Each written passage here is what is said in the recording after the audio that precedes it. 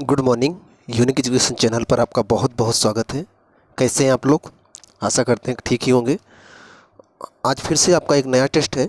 जितना हो सके उतना टेस्ट लगाया करें, कहीं से भी लगाया करें, कॉपी में हो, किताब में हो, या फिर चैनल के माध्यम से वीडियो में हो, भी कहीं भी आपको टेस्ट मिले तो टेस्ट ज़रूर लगाया करें, क्योंकि टेस्ट तब आपका जीएस तभी तैयार हो सकता है, या फिर आपका सब्जेक्ट तभी तैयार हो सकता है जब आप उस पर टेस्ट लगाते हैं। तो टेस्ट ज़रूर लगाया करें और कोशिश किया करें सबसे ज़्यादा सही करने की कोशिश किया करें। तो आज का जो टेस्ट है आपका, उसमें 5 क्वेश्चन संविधान से हैं और 5 क्वेश्चन हिस्ट्री से हैं। ध्यान रखिएगा, हिस्ट्री मतलब इतिहास है और संविधान है। 10 क्वेश्चन है। पूरे कॉन्फिडेंस से, पॉजिटिव माइंड से टेस्ट लगाइए और ईमानदारी से लगाइएगा और बताइए कितना नंबर आ रहा है। चलिए शुरू करते हैं। चलिए शुरुआत करते हैं। पॉलिटी के क्वेश्चन से शुरुआत करते हैं, मतलब संविधान से शुरुआत करते हैं। 5 क्वेश्चन संविधान से मिलेंगे और 5 क्वेश्चन आपको मिलेंगे इतिहास से। तो आपको सबसे पहले क्वेश्चन दिखाया जाएगा। क्वेश्चन ध्यान से देखिएगा, उसके बाद आपको 4 ऑप्शन दिखाए जाएंगे। आपको उन्हीं में से किसी एक पे टिक करना है और ईमानदारी से टिक करिएगा। कॉपी किताब की सहायता मत लीजिएगा, गूगल की सहायता मत लीजिएगा। और कितना नंबर आया कमेंट बॉक्स में जरूर बताइएगा। चलिए शुरू करते हैं। पहला क्वेश्चन ध्यान से देखिए। क्वेश्चन है, राष्ट्रपति राज्यों के राज्यपालों, सर्वोच्च न्यायालय तथा उच्च न्यायालय के न्यायाधीशों, संसद तथा राज्य विधानमंडलों के अधिकारियों, भारत के नियंत्रक एवं महालेखा परीक्षक आदि के वेतन के संबंध में प्रावधान संविधान की किस अनुसूची में किया गया है? सिंपल सा क्वेश्चन है कि संविधान की किस अनुसूची में वेतन भत्तों के बारे में वर्णन किया गया है। आप सिंपल सा ये संविधान में पढ़े होंगे, आपको बताया गया होगा। अगर आप संविधान पढ़े होंगे तो, मुझसे ही पढ़े होंगे तो मैं ही बताया होऊंगा। तो ऑप्शन देखते हैं। ऑप्शन से देखिए आप। ऑप्शन है पहली अनुसूची, दूसरी अनुसूची, तीसरी अनुसूची, चौथी अनुसूची। सोचिए। चलिए आपको आंसर बताते हैं। यहाँ पर ऑप्शन दूसरा सही है। दूसरी अनुसूची में वेतन भत्ते और पेंशन, मतलब राज्य के विभिन्न अधिकारियों के, राज्य मतलब कि देश, राज्य के अंतर्गत ही आता है।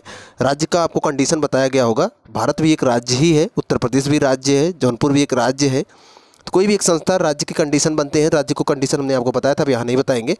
तो ये जो दूसरी अनुसूची है, राज्य के अधिकारियों के वेतन भत्ते और पेंशन से संबंधित है। जबकि पहली अनुसूची किससे, तब क्या था? पहली अनुसूची में केंद्र और राज्य संघ के बारे में वर्णन था, और दूसरा ये वेतन भत्तों से था, और तीसरी अनुसूची में क्या था? शपथ था। आप पढ़े होंगे।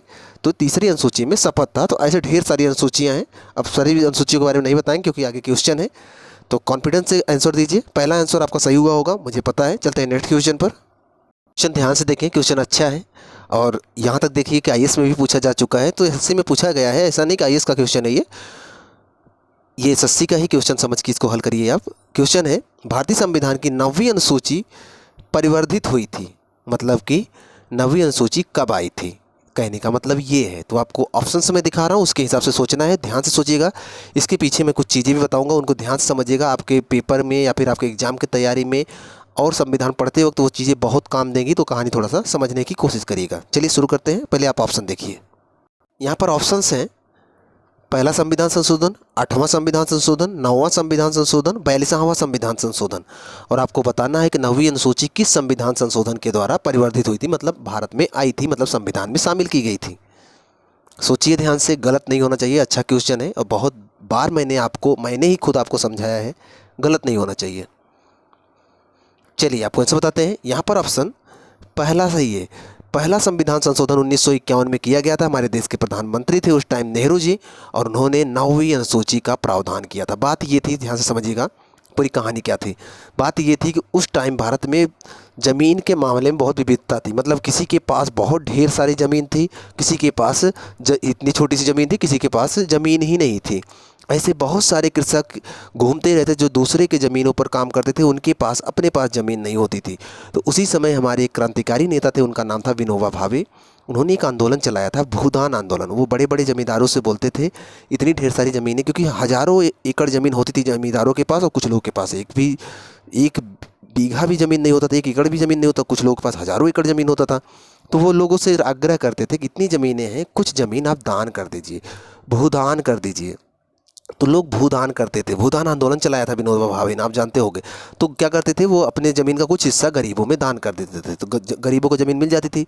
लेकिन अब सभी तो दानी या फिर सभी तो दानवीर कर्ण नहीं होंगे ना। ये तो आप भी जानते हो कि सभी दानवीर कर्ण नहीं हो सकते ना। सबके अंदर वही हृदय नहीं होता कि सब दान कर देंगे। तो सिंपल सी बात है कि कहने पर स्वैच्छिक था कि कोई दान करना चाहे तो कर सकता था, तो सब दान नहीं करते थे। तो दिक्कत ये थी कि सभी को हम ज़मीन उपलब्ध नहीं करवा पा रहे थे, मतलब कि हमारी सरकार ऐसा नहीं कर पा रही थी।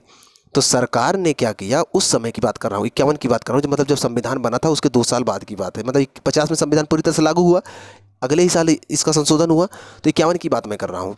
हुआ क्या, उस टाइम जो ये ज़मीन था, ज़मीन हमारे मनुष्यों की संपत्ति में आती है, और संपत्ति उस टाइम मूल अधिकार था, और मूल अधिकार अगर कोई छीनता है तो आप सर्वोच्च न्यायालय जा सकते हो अनुच्छेद 32 के तहत, और हाई कोर्ट जा सकते हो, मतलब उच्च न्यायालय जा सकते हो अनुच्छेद 226 के तहत, ये तो आप जानते हो, रिट दायर कर सकते हो।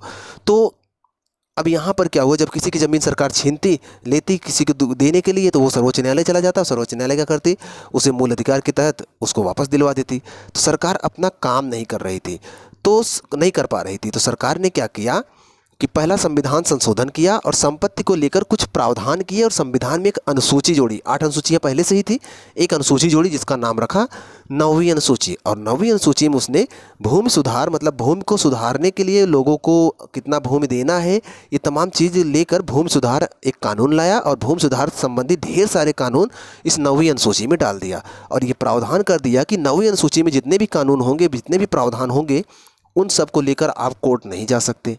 सिंपल सी बात है, अगर 9वीं अनुसूची में संपत्ति का यहाँ पर भूमि आ गई तो सिंपल सी बात है, आप तो नहीं जा सकते ना कोर्ट।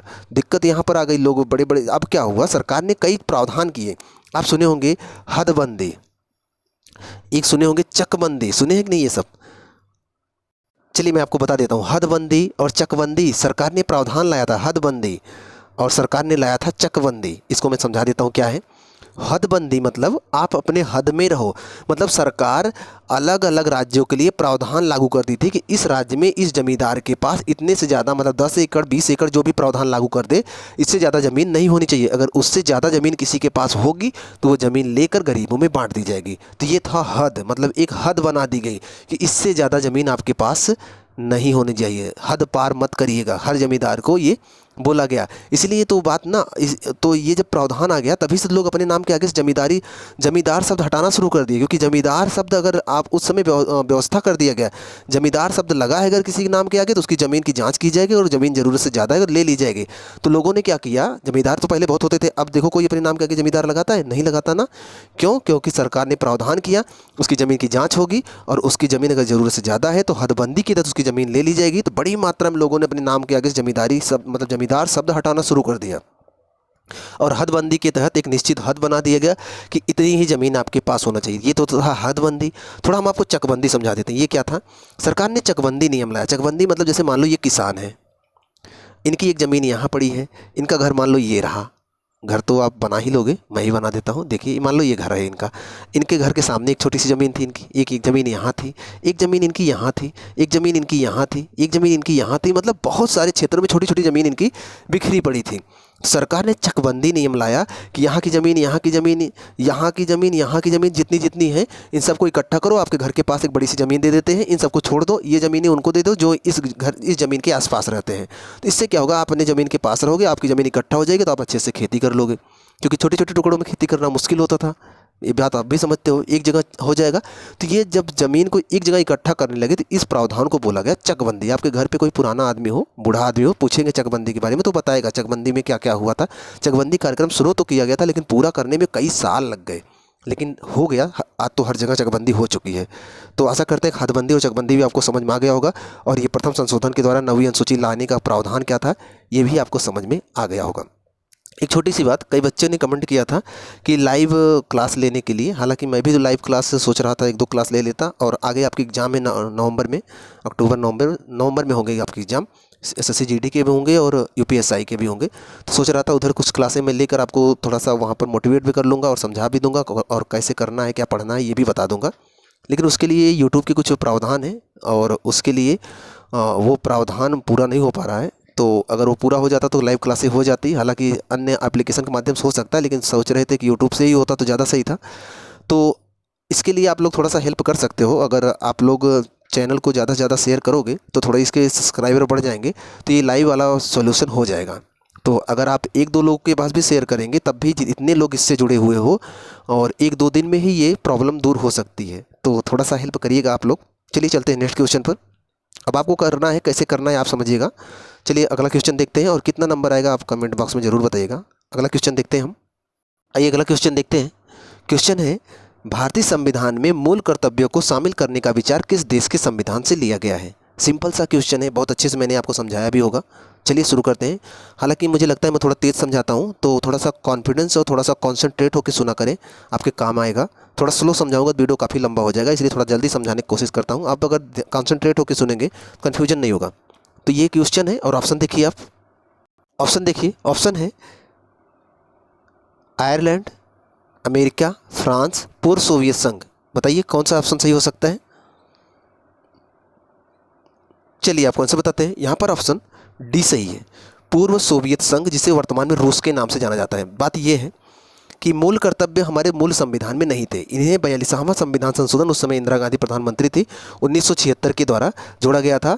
एक समिति बनी थी, सरदार स्वर्ण सिंह समिति, उसने सिफारिश की थी कि हमारे देश के नागरिकों के लिए उनके मूल कर्तव्य होने चाहिए। तो मूल कर्तव्यों को जोड़ा गया 42वें संविधान संशोधन 1976 के द्वारा। और ये कहाँ से हमने लिया है? पूर्व सोवियत संघ। दरअसल पूर्व सोवियत संघ क्यों कहते हैं? जो आप रूस देखते हो, रूस देखिएगा आप अपने मैप में, तो रूस काफ़ी बड़ा देश है, और रूस काफ़ी बड़ा देश है तो उसके आसपास के देश मैं आपको थोड़ा सा मैप में ही दिखा देता हूँ।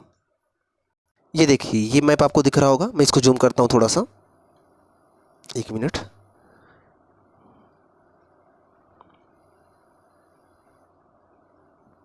ये दिख रहा है आपको? ये है रूस, ये रसिया जिसे बोलते हैं, ये रूस है, काफ़ी बड़ा देश है। और ये रूस इधर आकर, इधर देखिए, इधर एक कंट्री है कजाकिस्तान, इसके नीचे तुर्कमेनिस्तान मिलेगा, इसके नीचे यह तुर्कमेनिस्तान, और इधर से आपको मिलेगा यूक्रेन, और इधर जाएंगे तो यहाँ पर 2-3 कंट्री और मिलेंगे। तो ये ढेर सारी कंट्रियाँ जो थी इस रूस से मिले हुए थे, और ये एक संघ बनाता था, इसीलिए इसे सोवियत संघ बोला जाता था। मतलब कई देश मिलकर एक संघ बनाते थे, तो इसलिए इसे सोवियत संघ बोला जाता था। 1991 में इसका विघटन हो गया, मतलब सब अपने को स्वतंत्र कर लिए, रूस से अलग हो गए। तो अब ये अकेला रूस बचा है, इसलिए इसे पूर्व सोवियत संघ कहा जाता है। मतलब पहले सोवियत संघ था, अभी तो नहीं है ना, अभी रूस बोलते हैं। बात समझ में आ रही है? तो क्वेश्चन के हिसाब से आंसर पूर्व सोवियत संघ होगा, यहीं से हमने लिया है। वर्तमान में कुल 11 मूल कर्तव्य थे हैं, लेकिन जब शुरू में हमने लिया था तब 10 मूल कर्तव्य थे। 11वां मूल कर्तव्य बाद में जोड़ा गया था। आप जानते हैं 11वां मूल कर्तव्य क्या था? आप जरूर बताइएगा, कमेंट बॉक्स में बताइएगा। चलते हैं नेक्स्ट क्वेश्चन पर। अगला क्वेश्चन ध्यान से देखें, क्वेश्चन अच्छा है। क्वेश्चन है, भारत के संविधान निर्माताओं ने न्यायिक पुनरावलोकन के विचार को कहाँ से ग्रहण किया है? मतलब किस देश से लिया है, यही पूछा जा रहा है। ऑप्शंस मैं आपको दिखा रहा हूँ, ध्यान से क्वेश्चन देख लीजिए। ऑप्शन है ब्रिटेन, फ्रांस, स्विट्जरलैंड, अमेरिका। चलिए आपको आंसर बताते हैं। यहाँ पर ऑप्शन डी सही है, अमेरिका के संविधान से हमने न्यायिक पुनरावलोकन लिया है। अब न्यायिक पुनरावलोकन क्या होता है थोड़ा सा मैं समझाता हूँ। मान लीजिए ये संसद है, संसद में होता है लोकसभा और होता है राज्यसभा, और संसद में ही होते हैं राष्ट्रपति। अगर लोकसभा में कोई कानून पास हुआ, जैसे प्रधानमंत्री को कोई कानून बनाना है तो लोकसभा में पास करवाएंगे, फिर उसके बाद राज्यसभा में पास करवाएंगे, उसके बाद राष्ट्रपति साइन कर देगा तो ये कानून बन जाएगा। जैसे ही कानून बनेगा ये जनता पे लागू होने के लिए तैयार हो जाएगा। मान लो कानून ठीक से नहीं बना है तो ये कानून जांच करने के लिए, इस कानून को रोक देने के लिए कौन प्राधिकारी है, मतलब कौन कर सकता है? सर्वोच्च न्यायालय अनुच्छेद 13 के तहत उसे पावर दिया गया है कि वो किसी कानून की न्यायिकता की, किसी कानून की सक्रियता की जाँच कर सकता है। तो ये कानून को जांच कर सकता है, और कानून को, अगर कानून न्याय संगत नहीं हुआ तो कानून को वो रद्द भी कर सकता है। तो ये शक्तियाँ कई अनुच्छेदों के तहत है, मुख्यतः 13 में रखा गया है। तो ये न्यायिक पुनरावलोकन की शक्ति है कि कोई भी कानून जांच सकते हैं। ठीक है, आपको याद कंफर्म हो गया होगा। चलते हैं नेक्स्ट क्वेश्चन पर। क्वेश्चन ध्यान से देखें, क्वेश्चन है, संविधान के किस भाग में संविधान संशोधन की प्रक्रिया का उल्लेख है? संविधान के किस भाग में संविधान संशोधन के बारे में बात की गई है? ऑप्शंस है, ऑप्शन ध्यान से देखिए, और ये इंपॉर्टेंट क्वेश्चन है, बहुत बार ये पूछा जा चुका है। भाग 3, भाग 4, भाग 20, भाग 21। संविधान के किस भाग में संविधान संशोधन की बात की गई है? चलिए आंसर बताते हैं आपको। यहाँ पर ऑप्शन सी सही है, भाग 20। संविधान के भाग 20 और अनुच्छेद 368 में संविधान संशोधन की बात की। संविधान में जो संशोधन होते हैं किस अनुच्छेद के तहत होते हैं? अनुच्छेद 368 के तहत होते हैं। और ये अनुच्छेद 368 किस भाग में है संविधान के? संविधान के भाग 20 में है। ये सरल क्वेश्चन है लेकिन बहुत बार पूछा जा चुका है ये। चलते हैं नेक्स्ट क्वेश्चन पर। 5 क्वेश्चन संविधान से कंप्लीट होते हैं, आगे के 5 क्वेश्चन हिस्ट्री से हैं, ध्यान से हल करिएगा। क्वेश्चन पहला है, विधवा पुनर्विवाह का समर्थक कौन था? ऑप्शन है, मतलब विधवाओं का फिर से विवाह होना चाहिए, इसका समर्थक कौन था? ऑप्शन के हिसाब से आपको बताना है। ऑप्शन है ईश्वरचंद्र विद्यासागर, रविन्द्रनाथ टैगोर, विवेकानंद, रामकृष्ण परमहंस। सोचिएगा। चलिए आपको आंसर बताते हैं। आप तो कई बार ये नाम भी सुने होंगे, ईश्वर चंद्र विद्यासागर थे। ईश्वर चंद्र विद्यासागर के प्रयासों से ही विधवा पुनर्विवाह अधिनियम 1856 में पारित हुआ। जरा बताएंगे 1856 में यहाँ पर गवर्नर जनरल और वायसराय कौन था? चलिए आपको आंसर बताते हैं। यहाँ पर आंसर तो हमने बता दिया आपको। 1856 में लॉर्ड कैनिंग थे। कैनिंग ही भारत के अंतिम गवर्नर जनरल और भारत के प्रथम वायसराय थे। क्यों हुए थे ये तो आप जानते हो, 1857 क्रांति के बाद ये व्यवस्था की गई थी और गवर्नर जनरल का पद यहाँ से अंग्रेज़ों ने समाप्त कर दिया, मतलब कि भारत के ब्रिटेन के राजाओं ने समाप्त कर दिया और यहाँ पर वायसराय का पद शुरू किया। ये तो आप जानते हो, ये कहानी पूरी जानते हो। कहानी यहाँ बताएंगे तो काफ़ी लंबा हो जाएगा। तो यहाँ पर 1856 में ईश्वर चंद्र विद्यासागर के प्रयास से लॉर्ड कैनिंग ने यहाँ पर विधवा पुनर्विवाह अधिनियम धारा 15 के तहत पास किया था। तो जानते रहेगा 1856 की बात है, ईश्वर चंद्र विद्यासागर। चलते हैं नेक्स्ट क्वेश्चन पर। काफ़ी मशहूर क्वेश्चन है और काफ़ी अच्छा क्वेश्चन है। क्वेश्चन है, अंग्रेजों के शासनकाल के दौरान कौन से गवर्नर जनरल ने विलय नीति प्रस्तुत की थी? राज्यों का विलय कर रहा था, याद होगा आपको, पढ़े होंगे इसको तो। चलिए ऑप्शन देखते हैं। ऑप्शन है आपके सामने। ऑप्शन है Lord Cornwallis, Lord Hasting, Lord Dalhousie, Lord William Bentinck. विलय नीति कौन लाया था? चलिए आपको आंसर बताते हैं। यहाँ पर ऑप्शन सी सही है। लॉर्ड डलहौजी की राज्य हड़प नीति थी। आप जानते होंगे, जिनके पास अपना वारिस नहीं होगा उनका राज्य भारत में अंग्रेज अपने में मिला लेंगे, आप पढ़े होंगे। और इसी का आरोप लगाकर इन्होंने झांसी को भी छीना था, याद होगा आपको। इन्होंने अवध को छीन लिया था, ये भी आप पढ़े होंगे। तो आप 1857 क्रांति भी तो भड़की थी इसी वजह से। ये जो विलय नीति से ज़बरदस्ती राज्यों को अपने में मिला रहे थे, इसीलिए लोग इसके विरोध में आ गए और मंगल पांडे ने विद्रोह का शुरुआत क्या किया कि जगह जगह से क्रांति भड़कना शुरू हो गई थी। बाद में हुई थी, जब हुई थी उस समय लॉर्ड कैनिंग थे हमारे यहाँ पर वायसराय, गवर्नर जनरल थे। लेकिन जब ये इसने काम तो इसी ने करके यही शुरू कर, जस्ट इसके पहले ही तो था। 1848 से 1856 तक इसका समय था और 56 में कैनिंग आते हैं। 56 से 62 तक कैनिंग का समय था। तो कैनिंग के जस्ट पहले लॉर्ड डलहौजी ही था और इसने तमाम राज्यों को वहाँ पर वारिस न होने का आरोप लगाकर या फिर उनके गलत नीतियों का आरोप लगाकर अपने में मिला लेता था। आप पढ़े होंगे राज्य हड़प नीति थी, डलहौजी की हड़प नीति थी। और एक बात और जानते रहिएगा, डलहौजी के समय में ही पोस्ट ऑफिस एक्ट लाया गया था, याद होगा आपको, पोस्ट ऑफिस एक्ट। और इसने क्या क्या किया था याद है आपको? मैं आपको बताता हूँ। इसने रेलवे की शुरुआत करवाई, इसने विद्युत तार की शुरुआत करवाई, इसने डाक सेवा की शुरुआत करवाई। इसने इसी के समय 1853 में आईसीएस की परीक्षा शुरू हुई और इंग्लैंड में शुरू हुई थी। तमाम काम इसने किए थे। तो ये आंसर है, लॉर्ड डलहौजी ने ये काम किया था। चलते हैं नेक्स्ट क्वेश्चन पर। आइए अगला क्वेश्चन देखते हैं। ये क्वेश्चन गलत नहीं होना चाहिए क्योंकि इस क्वेश्चन के बारे में पिछले वीडियो में हमने थोड़ी सी चर्चा की थी। हालांकि क्वेश्चन बना के किया था, तो ये क्वेश्चन गलत नहीं होना चाहिए। क्वेश्चन है, गदर पार्टी के प्रमुख नेता कौन थे?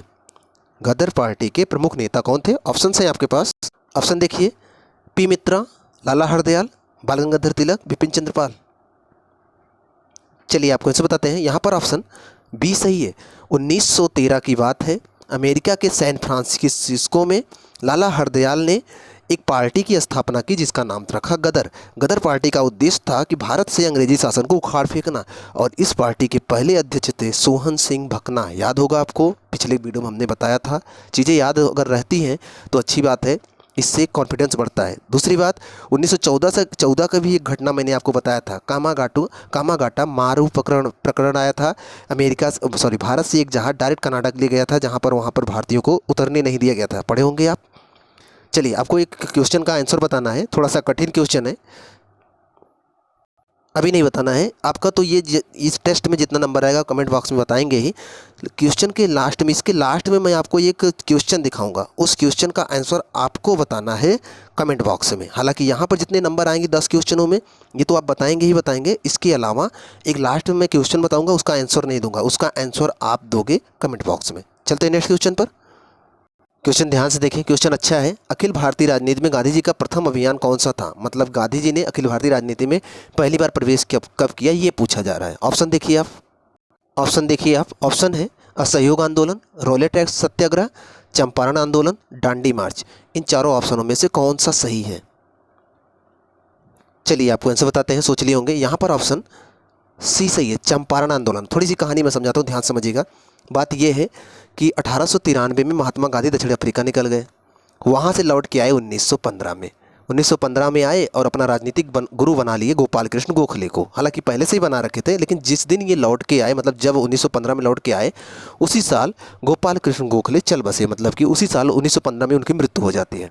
महात्मा गांधी थोड़ा दुखी थे और 1916 की बात है, बिहार के चंपारण में मिल मजदूरों के साथ ज़बरदस्ती किया जा रहा था कि उनके खेतों पर उनसे ज़बरदस्ती नील की खेती कराई जा रही थी। तो इस बात को लेकर एक आदमी थे रामचंद्र शुक्ल, कहानी समझ में आ रही हुई। रामचंद्र शुक्ल ने गांधी जी को 1916 में ये इस बात से अवगत करवाया कि बिहार में मजदूरों के साथ ज़्यादती हो रही है, आप उनके लिए कुछ करिए, जैसे आपने अफ्रीका में किया था लोगों के लिए। तो गांधी जी उनके लिए वहाँ जाते हैं। अब आज की तरह ट्रेन हवाई जहाज़ तो थी नहीं, जाने में टाइम लगा, उनको बताने में टाइम लगा। तो जब गए तो 1917 में उनके लिए चंपारण में एक आंदोलन करते हैं मिल मजदूरों के लिए, जो कि भारतीय राजनीति में उनका पहला प्रयास था, जिसे चंपारण आंदोलन के नाम से जाना गया। तो ऑप्शन सी सही है। आशा करते कहानी भी आपको समझ में आई होगी। चलिए आज इतिहास का अंतिम क्वेश्चन देखते हैं। क्वेश्चन है, निम्न आंदोलनों में से महात्मा गांधी ने किसका नेतृत्व नहीं किया था? नहीं किया था, ध्यान दीजिएगा। ऑप्शंस हैं चंपारण सत्याग्रह, वहाबी आंदोलन, असहयोग आंदोलन, सविनय अवज्ञा आंदोलन। पूछ रहा है किस आंदोलन का नेतृत्व महात्मा गांधी ने नहीं किया था। चलिए आपको आंसर बताते हैं। यहाँ पर ऑप्शन बी सही है, वहाबी आंदोलन का नेतृत्व महात्मा गांधी ने नहीं किया था। वहाबी आंदोलन चला था 1830 से 60 के बीच में था और इसका मुख्य केंद्र पटना था। वहाँ पर कम हो रही मुस्लिमों की आबादी को लेकर, वहाँ पर अत्याचार को लेकर ये आंदोलन वो लोग कर रहे थे। और पटना में, मतलब बिहार के क्षेत्र में था वहाबी आंदोलन। तो ये जानते रहेगा, वहाबी आंदोलन में महात्मा गांधी इसका नेतृत्व नहीं कर रहे थे। चंपारण सत्याग्रह अभी बताया 1917 में था, जानते रहेगा। 1916 में उनको बात बताएगी, 1917 में उन्होंने शुरू किया था। और असहयोग आंदोलन उन्होंने शुरू किया था 1920 में, याद होगा आपको। और ये सविनय अवज्ञा आंदोलन शुरू किया गया था 1930 में। इसी के तहत दांडी मार्च शुरू किया गया था। असहयोग आंदोलन जो खत्म किया था 1922 में, उसमें चौरी चौरा का कांड हुआ था, इसलिए ख़त्म किया गया था। तमाम चीज़ें आप पढ़े होंगे। और हम सोच रहे हैं कि एक वीडियो बना दें जिसमें पूरा इतिहास कवर करवा दें, मतलब प्राचीन इतिहास से लेकर आधुनिक इतिहास, लगभग 1-1.5 घंटे का वीडियो बनेगा और आपका एक ही वीडियो में पूरा इतिहास कंप्लीट हो जाएगा। अगर आप समझना चाहें तो किसी दिन बना देंगे, अगर आप लोग सहमत होंगे तो। और यहाँ पर 10 क्वेश्चन कंप्लीट होता है। आपका कितना सही हुआ कमेंट बॉक्स में ज़रूर बताइएगा। अभी मैं आपको वो क्वेश्चन दिखा रहा हूँ जिसका आंसर आपको कमेंट बॉक्स में देना है। लेकिन आपको ये भी थोड़ी सी मेहनत चैनल के लिए भी करना होगा। जितनी मेहनत मैं आपके लिए कर रहा हूँ, थोड़ी सी मेहनत कर देंगे। अगर 2-3-4 लोगों के पास भी शेयर करेंगे, तब भी आप इतने लोग इसके साथ जुड़े हो, चैनल के साथ बहुत सारे लोग साथ में जुड़ जाएंगे, तो कुछ क्लासें लाइव भी हो जाएंगी। तो चलिए वो क्वेश्चन देख लेते हैं। हालांकि और यहाँ पर जितना सही हुआ कमेंट बॉक्स में नंबर जरूर बताइएगा और उस क्वेश्चन का आंसर भी बताइएगा जो मैं अभी आपको दिखाने चल रहा हूँ। क्वेश्चन ध्यान से देखिए और समझिए। और अभी मैं इसका ऑप्शन दिखा रहा हूँ, ऑप्शन देखिए और बताइए क्या सही होगा। मैं चाहे तो एक बार मैं पढ़ ही देता हूँ क्वेश्चन है, पूंजी पर्याप्तता अनुपात CAR वह राशि है जिसे बैंकों को अपनी निधियों के रूप में रखना होता है, जिससे वे यदि खाता धारकों द्वारा देयताओं का भुगतान नहीं करने से यदि कोई हानि होती है तो उसका प्रतिकार कर सके। और दूसरा ऑप्शन था कि CAR का निर्धारण प्रत्येक बैंक द्वारा अलग अलग किया जाता है। ये 2 ऑप्शंस हैं, मतलब ये 2 क्वेश्चन है। पूछा जा रहा है कि आगे आप देखिए ऑप्शन ये जा रहा है कि उपर्युक्त कथनों में से कौन सा सही है। केवल 1, केवल 2, दोनों सही हैं, दोनों गलत हैं। आपको बताना है इस क्वेश्चन का आंसर क्या होगा। इसका आंसर मैं अगले वीडियो में दूंगा या फिर कमेंट बॉक्स में ही दे दूंगा। आपको आंसर ज़रूर बताना है और पीछे जो आप 10 क्वेश्चन किए हो उसमें कितना नंबर आया उसको भी आपको बताना है। और इसके साथ साथ आपको एक काम और करना है कि वीडियो को ज़्यादा से ज़्यादा शेयर करना है। मिलते हैं आपसे नेक्स्ट वीडियो में। पढ़ते रहिए, मन लगा के पढ़िए, पूरे कॉन्फिडेंस से पढ़िए।